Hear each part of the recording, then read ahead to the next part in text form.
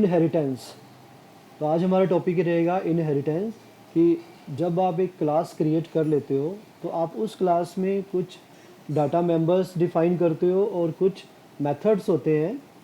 तो जब भी आप चाहते हो कि क्लास आप और हो जिसमें आपने जो क्लास पहले डिफ़ाइन की है उसके मेथड्स को या उसके डाटा को आप लोग इन्वोक कर सको, तो इसके लिए हमें इनहेरिटेंस का कंसेप्ट यूज़ करना होता है। तो जिस क्लास में से आप मेथड्स को इन्वोक करना चाहते हो या डाटा को इन्वोक करना चाहते हो उस क्लास को हम लोग बोलते हैं बेस क्लास या पेरेंट्स क्लास या सुपर क्लास। और जो नई क्लास आपकी बनती है जिसमें आप इनहेरिटेंस करना चाहते हो, यानी जहाँ पे आप बेस क्लास के डाटा को या मेथड्स को इन्वोक करना चाहते हो, उस क्लास को हम लोग बोलते हैं डिराइव्ड क्लास या चाइल्ड क्लास या सब क्लास। तो इनहेरिटेंस हमारी चार तरह की है basically: single inheritance, multiple inheritance, hierarchical inheritance और मल्टी लेवल इनहेरिटेंस। तो इस सेशन में हम लोग देखते हैं इन सभी तरह की इनहेरिटेंस के बारे में कि ये क्या क्या होती हैं। तो सबसे पहले हम देखते हैं सिंगल इनहेरिटेंस।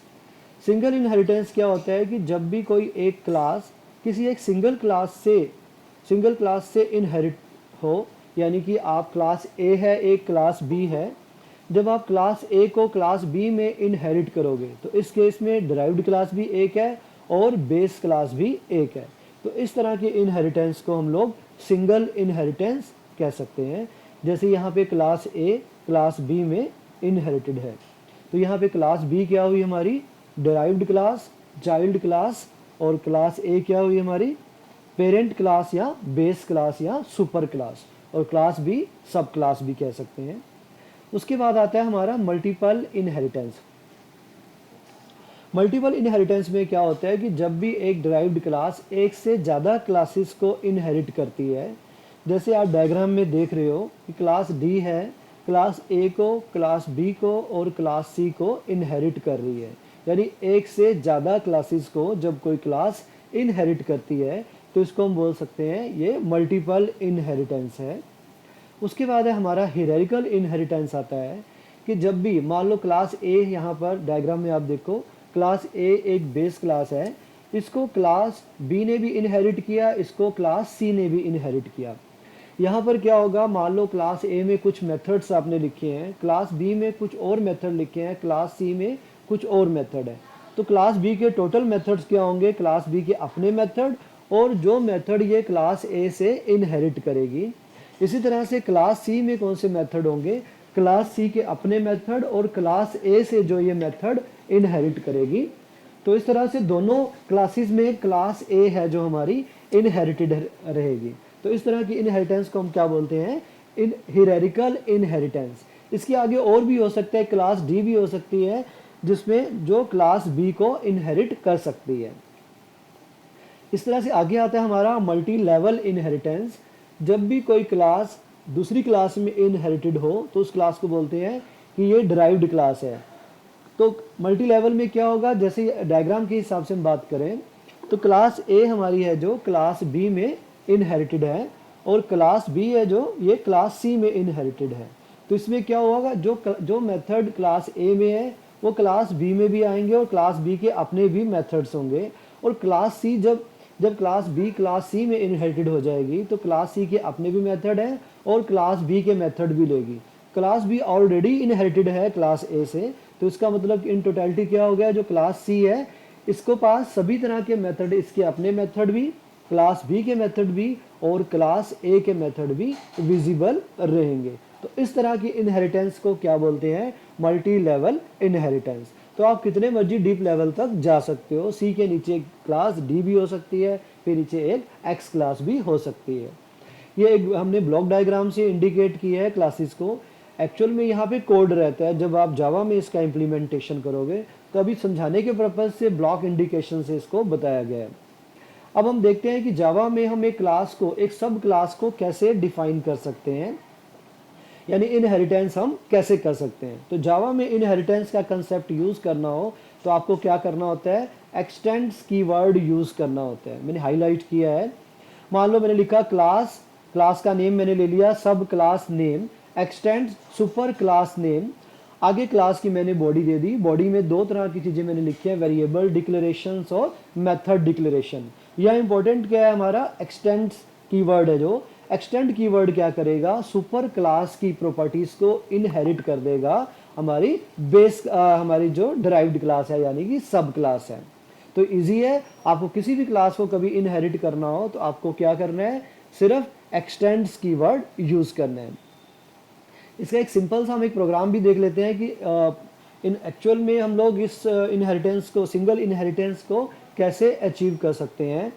तो आप लोग देखो सामने क्लास ए है, मैंने एक क्लास ए ली है as a base class. Class A में मैंने एक, क्योंकि हमने एक अभी हम लर्निंग मोड में है, तो एक सिंपल सा एक ही सिंगल मेथड लिया है जिसका नाम मैंने रख दिया डिस्प्ले, ठीक है। और इस मेथड में मैंने लिख दिया you are in base class. और यहाँ पे आके, जहाँ इस टाइम कर्सर ब्लिंक कर रहा है, यहाँ पे आकर ये क्लास डेफिनेशन कंप्लीट हो जाती है। अब मैंने एक क्लास बी और ली है, क्लास बी ली है जिसमें मैंने लिखा क्लास बी और साथ में मैंने कर दिया एक्सटेंड्स ए, यानी एक नई क्लास डिक्लेयर की है और उसमें क्लास ए को इनहेरिट कर लिया है। अब इस क्लास बी में अपना भी एक मेथड है जिसका नाम है डिस्प्ले वन। क्लास ए के मेथड का नाम था डिस्प्ले, क्लास बी के मेथड का नाम है डिस्प्ले वन। डिस्प्ले वन में मैंने बॉडी दी है you are in derived class. अब आ जाते हैं हम नीचे मेन प्रोग्राम में, जहां पे मैंने लिखा है क्लास सिंपल। ये हमारा मेन प्रोग्राम यहाँ से शुरू होता है और आगे मैंने मेन मेथड दिया, यहाँ से प्रोग्राम का एग्जीक्यूशन शुरू होगा। कभी भी जब आप इनहेरिटेंस करते हो, क्लास ए को क्लास बी में इनहेरिट करते हो, तो क्या होता है, जो ऑब्जेक्ट क्रिएट होता है वो क्लास बी का क्रिएट होगा। यानी कि जो भी आपकी डिराइव्ड क्लास है, क्लास हमेशा डिराइव्ड क्लास का ही, ऑब्जेक्ट हमेशा डिराइव्ड क्लास का क्रिएट होगा।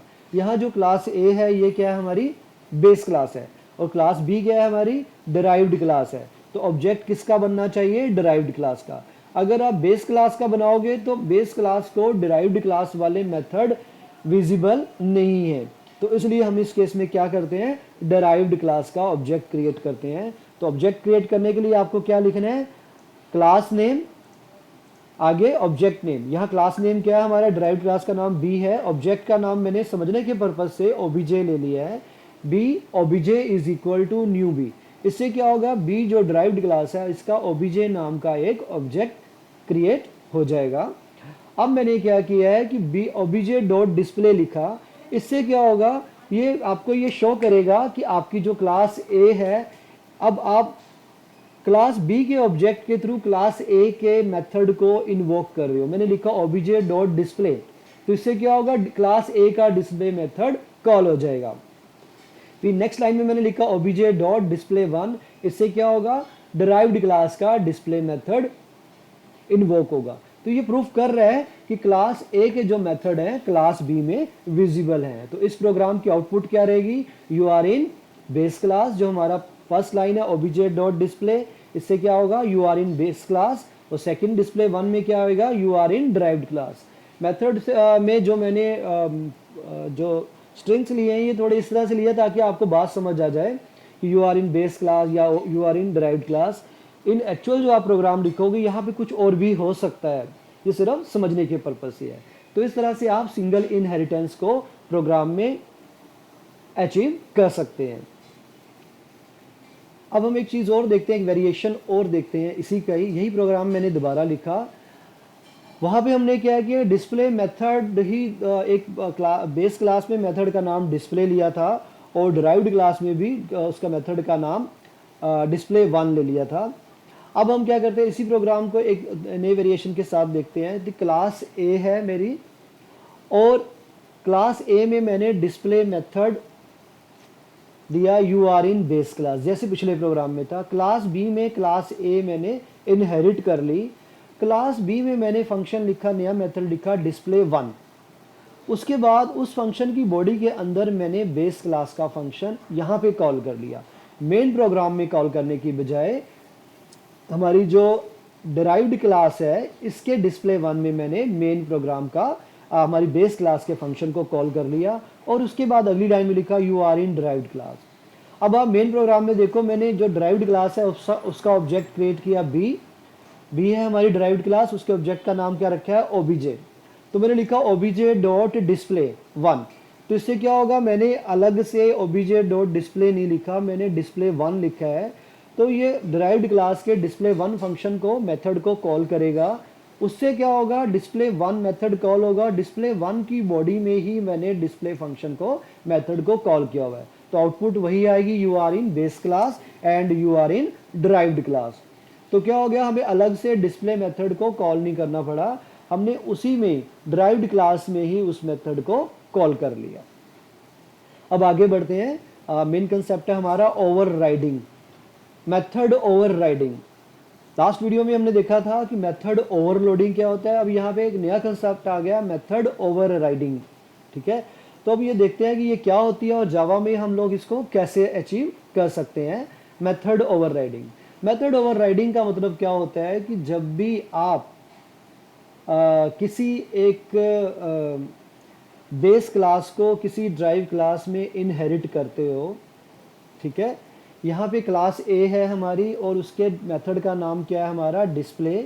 यहाँ पे क्लास बी में हमने क्लास ए को इनहेरिट कर लिया है और यहाँ पे भी मेथड का नाम मैंने डिस्प्ले रखा है। दोनों ही जगह मेथड का नाम डिस्प्ले है।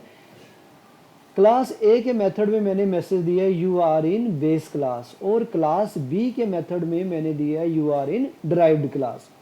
दोनों ये अलाउड है कि आप सभी क्लासेस में, क्योंकि सभी क्लासेस इंडिविजुअली अलग अलग ही हैं, सभी क्लासेस में मेथड का नाम सेम ले सकते हो।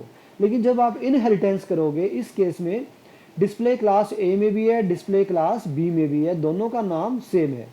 जब आप इस प्रोग्राम की बाकी बॉडी लिखोगे तो आप क्या करोगे, क्लास बी का जो है ऑब्जेक्ट क्रिएट करोगे।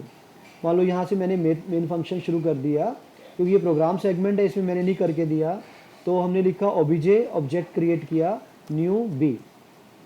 ठीक है, तो हमने एक ओबीजे ऑब्जेक्ट क्रिएट कर लिया। अगर अब मैं लिखूं ओबीजे डॉट डिस्प्ले, तो क्या होगा, कंपाइलर कंफ्यूज हो सकता है कि क्योंकि ओबीजे को दोनों ही डिस्प्ले विजिबल हैं कि क्लास ए की बात हो रही है या क्लास बी की बात हो रही है।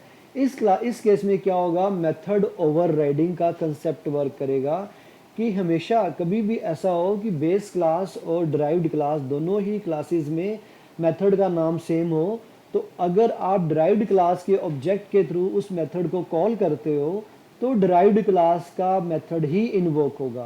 तो इस पर्टिकुलर प्रोग्राम सेगमेंट की आउटपुट क्या आने वाली है, you are in derived class, क्योंकि ओवरराइड करेगा डिराइव्ड क्लास वाला मेथड बेस क्लास वाले मेथड को। तो इस केस में क्या होगा, कभी भी जब आप इनहेरिटेंस करते हो, दोनों ही क्लासेस में मेथड का नाम सेम हो, और अगर आप डिराइव्ड क्लास का ऑब्जेक्ट क्रिएट करोगे और कॉमन मेथड को कॉल करोगे तो हमेशा डिराइव्ड क्लास वाला मेथड की बॉडी ही एग्जीक्यूट होगी, बेस क्लास को कॉल नहीं जाएगी। तो इसको हम क्या बोलते हैं, मेथड ओवरराइडिंग।